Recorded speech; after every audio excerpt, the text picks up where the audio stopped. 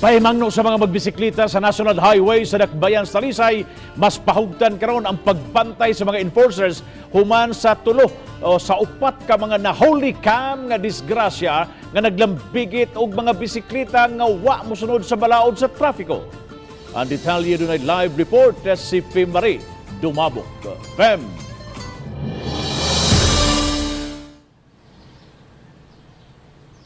Yes, Bob, sa maong mga nahulikam nga mga nagbisikleta nga nakalapas sa lagda sa trapiko, duha kanila ang nakaangkod og minor injuries human na dasmagan og motorsiklo.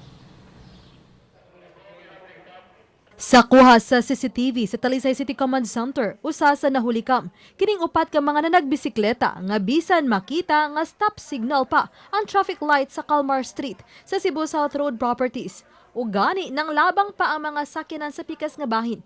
Nipugos ko sila sa paglabang ug susamag nakipagpatintero sa ubang sakyanan. Makita nga nisuway og ukod ang duha sa mga traffic enforcer. Sa mao gihapong dapit, susama ang gihimo sa duha ka mga nagbisikleta.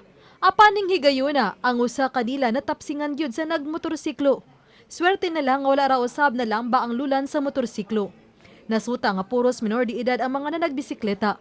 Samtang kining biker ni suway pag left turn sa lugar nga gidili ang paliko sa wala o go signal pa usab sa pikas nga habig.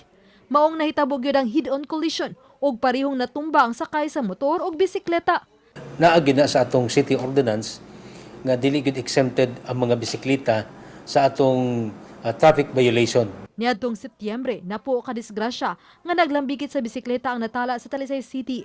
Apan sa usa ka semana lang sa Nobyembre nitala na kini og 7. Gumika niini, mas pahugtan pa sa City Toda ang pagbantay o pagpamulta niini mga nagbisikleta nga di mosunod sa lagda sa trapiko.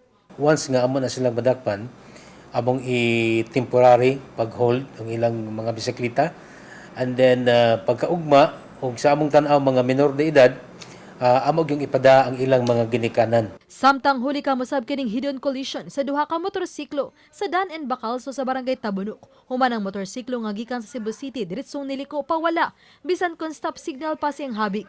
Samtang tungod sa hinay-hinay na nga paghuot sa dagan sa trapiko, usa sa sistema ang gitan-aw nga ipatuman karon sa City Toda diha sa Cebu South Coastal Road. Dunay higayon nga among i-disregard ang atoang traffic light unya atong hatagag priority og asa dapita ang volume sa mga sakyanan.